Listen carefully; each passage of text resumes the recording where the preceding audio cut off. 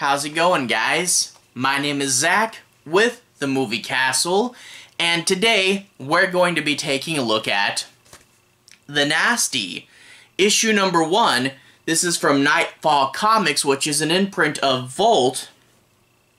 And overall, you put a slasher on the cover, I'm gonna notice. I'm a big slasher geek, a big horror fan, so I was really intrigued by what this is.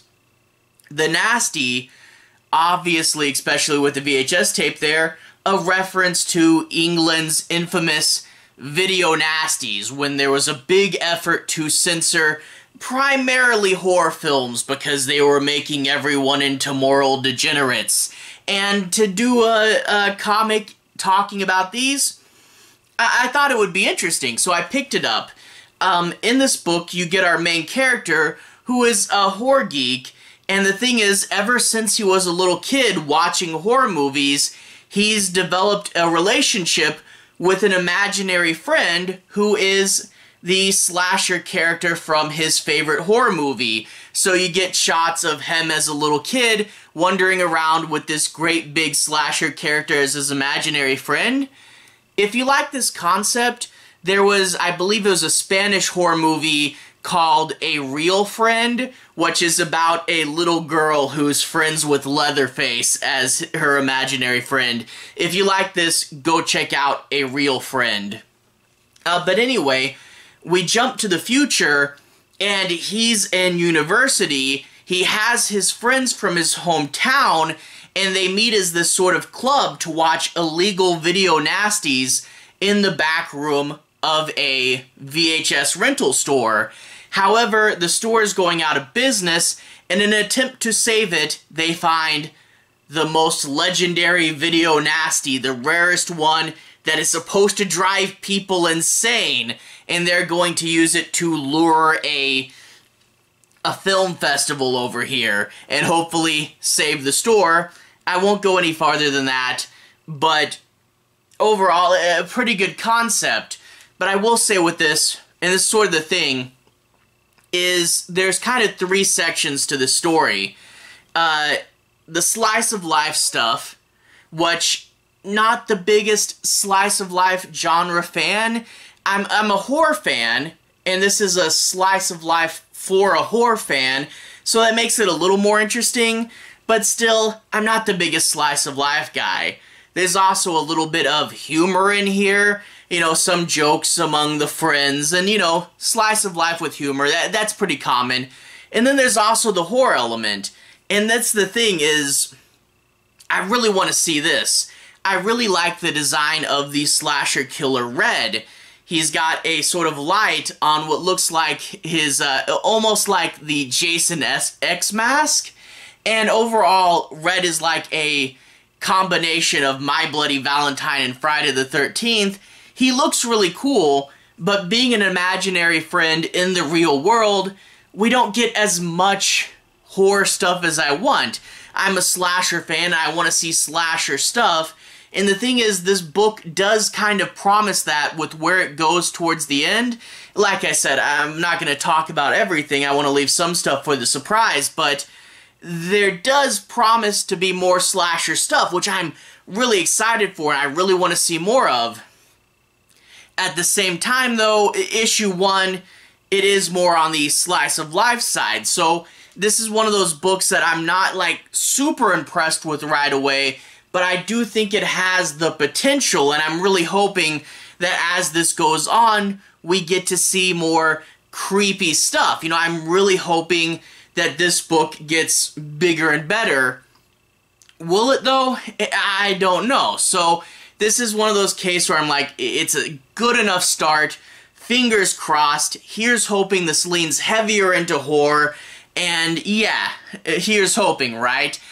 Anyway, without further ado, if you want to see me talk a little bit about this book more specifically, I'm going to switch to the close-up camera. I'll show you guys a little bit of the story and the art. I won't do any major spoilers, but I'll dig down a little deeper there. Anyway, without further ado, to the close-up camera. Alright, here we are inside the castle, taking a closer look at The Nasty. This is number 1, and let's bring this close to the camera. It is $4.99, which, yeah, a little on the steeper side, but I know indie books kind of have to be. I don't think there's really any ads in here except for, you know, the promotional image for the next issue. So there's no ads. Yeah, I know. Indie books are indie books. So $4.99, yeah. This is by Nightfall Comics, and we get this fun cover here of the main villain, well, not really villain, but the slasher character Red, and he's covered in all this, it looks like hair, but I'm guessing it's VHS tape, and you can see The Nasty written on the tape he's holding. Really cool, striking cover, but flip it to the back, we do get, and I really do like this, a blurb about the comic. You know, a lot of comics you see on the shelf, and you don't really know what they're about, and you try to flip through them without spoiling them for yourself. But here they give you a blurb that kind of tells you, like, hey, this is what the book's about. It's kind of a pitch. And I really do like that. I wish more books would do this, especially if you don't have an ad on the back cover. A lot of times it's minimalist artwork, but this is a good thing to do. Now, you know, I mentioned the cover earlier. Cover by Ian Laurie. I don't know how to pronounce the name, I'm sorry. But we look at this number line, 00141. So that 001 is issue 1, and the last one is first printing, but this 4 means that it's the 4th cover. That in issue 1, there'll be a lot of alternate covers, and when this is a 1, that means it's the A cover, but I apparently have the 4th cover. Normally I just go for A covers, normally I just go for the main ones. I don't know, I like to have the standard collection, I guess. But this is just me seeing it on the shelf, and I guess dumb brain assumed this would be the main cover, because it's a nice character portrait with the tape, with the mask. This really does look like it could be the A cover, so I guess I just made that mistake. But really, I don't care. I like it. I'm happy with it, and I'm not the biggest gotta have all the right covers guy. You know, if I have the issue, I have the issue, so it's fine, you know, so I like it. But anyway, crack it open, and I do like flipping to the front of the book, The Nasty as a sort of movie poster. You'd get like all the poster nuts, they really want their posters rolled and not folded because of these lines, but then when you get retro throwback people, they always put the lines on their fake old posters to make them look like they were folded. But story by John Lees, art by George Kambadais, sorry, I don't know how to pronounce that, and Adam Cahoon. Two artists there. I don't know if one of them is a colorist and one of them's the pencil or the inks or what. I really wish it was more divided up, but they don't say.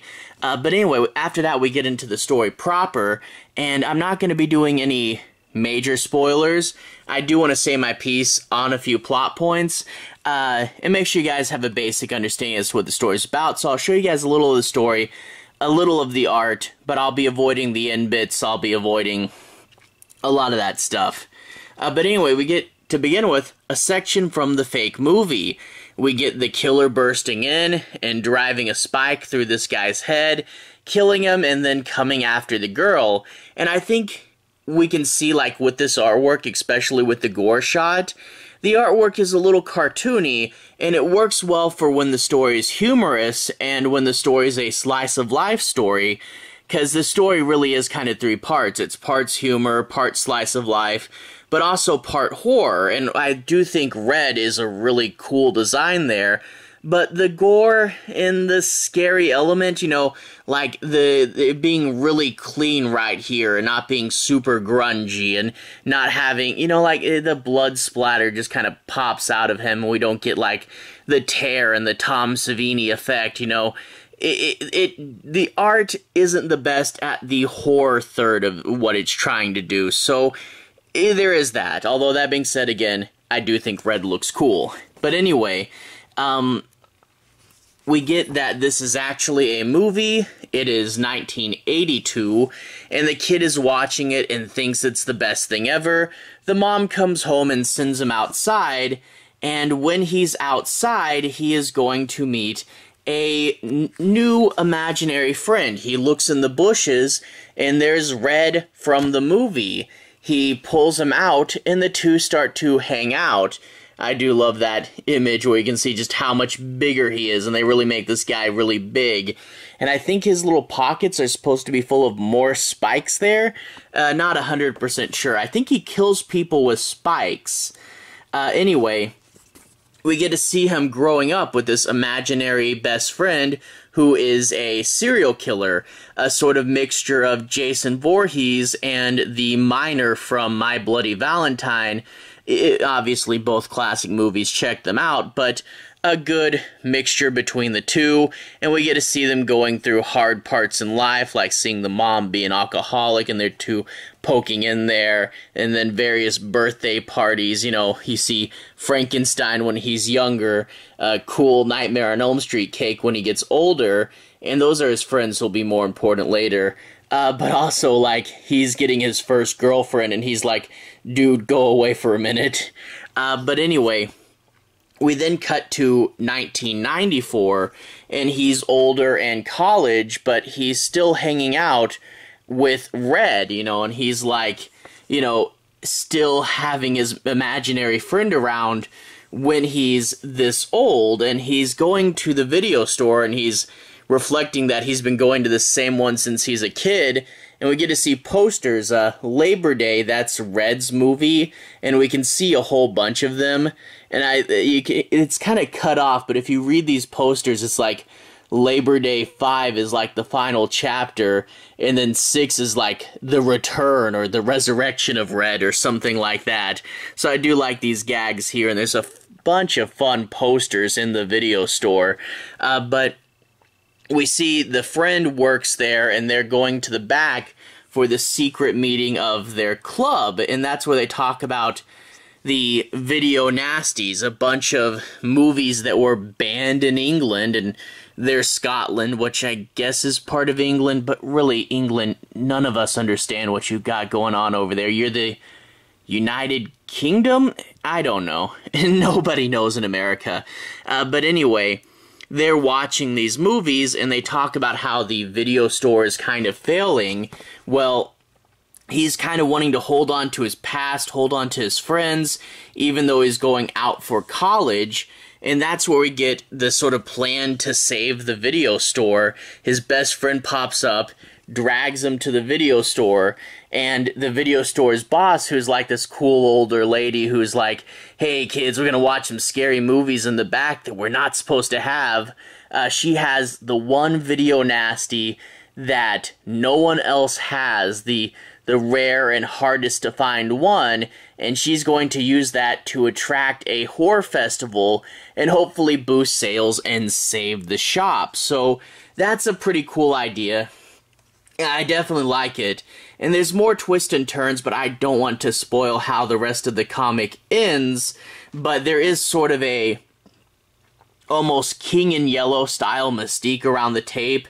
The House of Creeping Flesh, and it's supposed to drive people crazy. And they do an interesting take on it. I was a little wondering where they were going to go, but you see how the tape is going to affect our lead character and his imaginary friend. It's a pretty interesting idea, and I definitely say it is got me a little bit intrigued. You know, I do wish it was heavier on the horror element, and I do wish the grunge and gore was better and also more prevalent, because again, a lot of this book is slice of life stuff, which is fine, but I'm a slasher geek, and I'm hoping we get slasher moments. So right now, kind of tentatively excited for this book. I think there is an interesting way it could go. It's just, again, I'm not the biggest slice of life guy, and that is a bit of this comic, but it is slice of life for a horror fan, so I guess I can relate to that. It's just, I really hope that this book does get into the grunge and the gore and the horror a little more than it did in issue 1, and I guess we'll see in issue 2. So like I said, good enough. Wish it was better, kind of, you know, having a bit of hope for the future in this one. You know, once the plot gets rolling, once the ball goes, I think it could be pretty fun. So we'll have to see on that. Anyway, to everyone who's watched so far, thank you for watching. To everyone who's liked and subscribed, thank you. You really are helping the channel out. I'll leave a relevant playlist on the bottom. This should be my number ones playlist, where you can see me talk about issue 1s of several other comics, some of them fairly recent. So if you want to see more, you can click there and see more. Anyway, have a good day. I'll see you guys again very, very soon. Relevant playlist on the bottom. Have a good day now.